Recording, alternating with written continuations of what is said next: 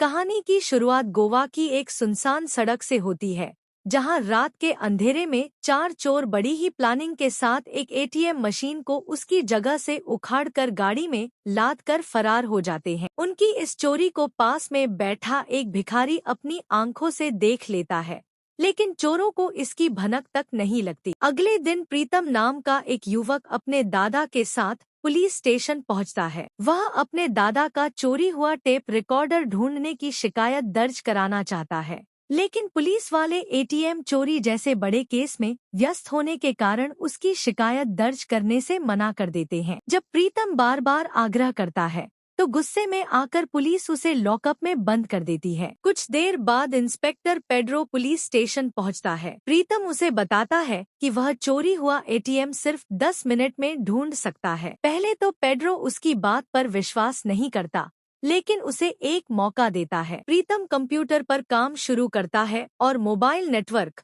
Call record तथा social media की मदद से चोरों की पहचान, उनका पता और चोरी हुए एटीएम की लोकेशन निकाल देता है। पुलिस वहां छापा मारती है और सचमुच एटीएम बरामद हो जाता है। बाद में चोरों को उनकी शादी के कार्यक्रम से गिरफ्तार कर लिया जाता है। पेड्रो प्रीतम की प्रतिभा से बेहद प्रभावित होता है। रास्ते में प्रीतम उसे बताता है कि उसने चोरी के समय आसपास के मोबाइल टावर का डेटा हैक किया और उन 4 मोबाइल नंबरों को खोज निकाला जो घटना के दौरान लगातार एक दूसरे से संपर्क में थे। इसी सुराग से वह चोरों तक पहुंच गया। पेड्रो को यह जानकर और भी हैरानी होती है कि इतना प्रतिभाशाली व्यक्ति एक साधारण वैक्यूम क्लीनर कंपनी में नौकरी करता है। प्रीतम इसके पीछे की वजह बताने से मना कर देता है और कहता है कि यह एक लंबी कहानी है। इसी बीच पेड्रो को सूचना मिलती है कि एक मंत्री के घर चोरी हो गई है। जांच के दौरान उसे पता चलता है कि मंत्री की पत्नी का मोबाइल गायब है। घर में कोई जब्त के निशान नहीं मिलते,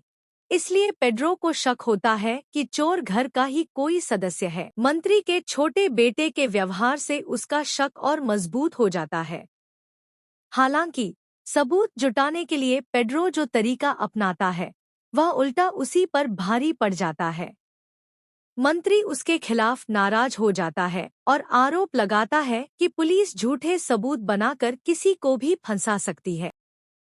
इस घटना के बाद पेड्रो का ट्रांसफर साइबर सेल में कर दिया जाता है, लेकिन उसे कंप्यूटर और साइबर क्राइम की बिल्कुल जानकारी नहीं होती। वहाँ वह हर काम में संघर्ष करता है। उसके वरिष्ठ अधिकारी उसे बताते हैं कि अगर वह साइबर सेल के कुछ कठिन केस सुलझा ले तो उसका ट्रांसफर वापस करवा दिया जाएगा। मजबूर होकर पेड्रो फिर से प्रीतम के पास जाता है और उससे मदद मांगता है। प्रीतम पहले मना कर देता है क्योंकि उसके अतीत में कोई ऐसी घटना हुई थी जिसके बाद उसने साइबर मामलों से दूरी बना ली थी। लेकिन जब पेड्रो उसके दादा के चोरी हुए टेप रिकॉर्डर की बात याद दिलाकर उसे मदद के लिए मजबूर करता है तो वह मान जाता है। उसी रात एक नई मुसीबत सामने आती है। पत्रकार ईना को एक गुमनाम ईमेल मिलता है जिसमें लिखा होता है कि एक व्यक्ति अपनी पत्नी, उसके प्रेमी और फिर खुद की हत्या करने वाला है। साथ ही वह एक पत्र न्यूज़ चैनल के रिसेप्शन पर छोड़ने की बात भी लिखता है, जिसे लाइव टीवी पर पढ़ने के लिए कहा गया है। इस पूरे मामले को रोकने के लिए पुलिस के पास केवल 5 घंटे का समय बचा होता है। पेड्रो तुरंत प्रीतम को इस नए केस के बारे में बताता है। शुरुआत में प्रीतम फिर से मना कर देता है, लेकिन जब उसे पता चलता है कि 3 लोगों की जान खतरे में है तो उसके अतीत की एक दर्दनाक याद सामने आती है। इसके बाद वह अपना फैसला बदल देता है और पेड्रो के साथ मिलकर इस केस को सुलझाने के लिए तैयार हो जाता है। यहीं पर पहला एपिसोड खत्म होता है, जहां एक तरफ पेड्रो और प्रीतम की नई साझेदारी की शुरुआत होती है, वहीं दूसरी तरफ प्रीतम के रहस्यमयी अतीत का भी संकेत मिलता है, जो आगे की कहानी का सबसे बड़ा रहस्य बनने वाला है।